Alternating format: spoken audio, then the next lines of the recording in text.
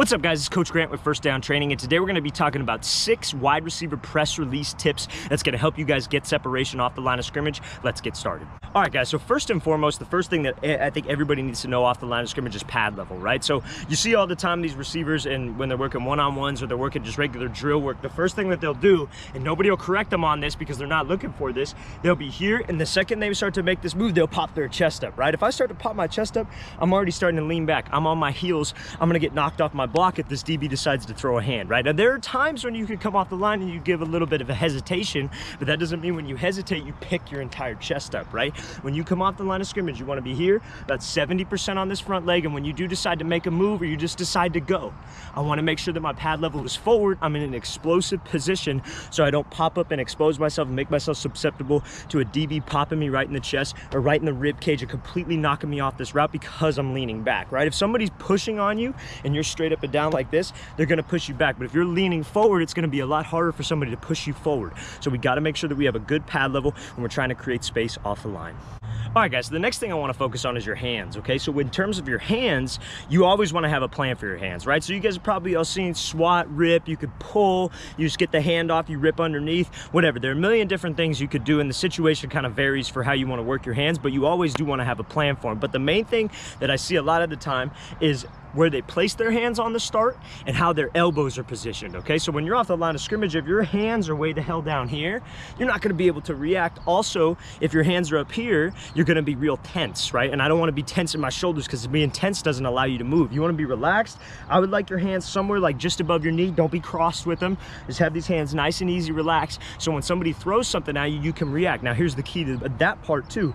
When your hands are down here, you wanna make sure you keep your elbows tight, because when you keep your elbows tight and you're relaxed, you don't let anybody get inside of your frame. But when you let your elbows get out wide, it's a lot easier to get inside your frame from a DB's perspective. So you want to keep these elbows nice and tight to your rib cage and just be able to react, okay? So relaxed hands, not too low, not too high to where I'm tense, nice, easy, relaxed, and just be able to swat, keep those elbows tight.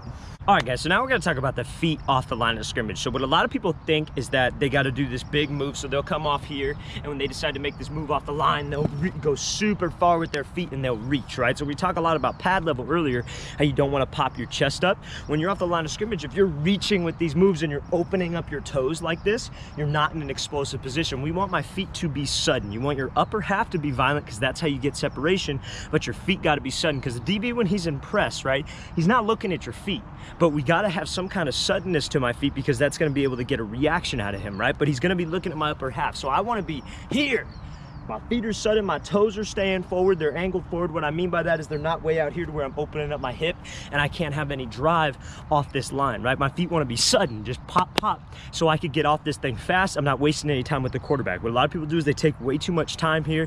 They'll work all these moves and they'll reach and they pop their chest up and they're slow, they drag their back leg. You want to be as sudden as possible so you get in and get off this line of scrimmage as fast as possible to keep the timing with your quarterback. All right, guys, so now this next tip is for you smaller receivers, okay? So for smaller receivers, we got to understand sometimes that we got to understand range, okay? So sometimes when we got an overly aggressive DB and he's here and he's trying to jam us completely off this line, we got to understand the range that we got to be in. So by range, I mean, like, let's say we got a guy inside leverage, looks like he's a physical DB, but getting hands on us. Maybe I give him one of these slide releases, right? Or a little hesitation, like kind of skip to the outside. Now, the reason why I would do that is I'm in a range. You understand the range that we're in, about a 45, maybe a little less than that, where he's either got to come at you or he's got to stay where he's at and try to shuffle with you. And so if he comes at you, we have a plan for my hands. I rip and get underneath.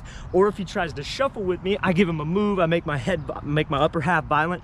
I make my feet sudden, and then I get up. But range is a great example or a great tip that you guys can use as smaller guys to be able to get some separation, because as smaller guys, we got to be quicker, right? And if you're not as quick, if you're a smaller guy and you're not that quick, you should probably get quick. I really suggest doing that. But when I slide here, when I give him a move and I'm in this range and I get him in a space where he doesn't have hands, I got to be able to create some space, and you get that from your feet being sudden and your upper half being violent. All right, guys, so this next tip is going to be for you bigger receivers who maybe aren't as quick off the line of scrimmage, but you're taller, you got a big body on you. We can't be afraid of contact, okay? So that's the thing. When we're coming off the line and we're a much bigger guy, right? I obviously don't have any experience with this because I'm not the biggest guy in the world, but when we have facing a smaller DB, I can't be afraid of contact. We should be able to bully that guy, right? Off the line of scrimmage, you should initiate contact. You should try, give him a shock release. If he tries to get hands, we initiate that contact. We're not trying to run around and be tall, because naturally as taller guys, we're going to have a higher pad level when we we run, right? It's a lot harder for me to get low. So these DBs are gonna have an easier time trying to get hands on us. Let's initiate the contact. Let's not be afraid of contact. That's one thing you taller receivers can do to create some space off the line of scrimmage. Don't be afraid of contact, always going forward, always keeping a good pad level, then getting up into the route to keep timing with the quarterback. That's one of the most important things. A lot of people try to teach, it's too complicated here. From a quarterback perspective, because I played it, you can understand, hey, you got to get off the freaking press. If I'm a quarterback and you're struggling to get off press, I ain't going to throw to you, right? If you're taking all day, I don't care if you break his ankles. If the timing's not there, the DB did his job, I'm moving on to that next receiver. You got to get up into this route fast and get up into it correctly. All right, guys, so the last thing we're going to talk about today is accelerating off the release, and I think this is something that a lot of people don't do. So let's say you have everything that we just talked about, that you have it all together, you're starting to do well, but a lot of people can be super quick off the line here, but when they make this move, let's say I'm trying to take an outside release, and let's say I give this guy an out back in move, trying to hold him inside, trying to freeze him, then leave him. What a lot of guys will do is they'll be here, and then they'll pop up, and then they try to start running, and it's like you got to start, stop, and then start up again. We want to create some energy off the line, so when you come off the line, I want to be able to go 1, 2, and push. When you make that inside move, I got to push and rip this off arm underneath and really pump my arms to get off this line fast to keep the timing with the quarterback. Same thing. Like, let's say I'm working a little bit of like a hesitation. I give him a 1, 2.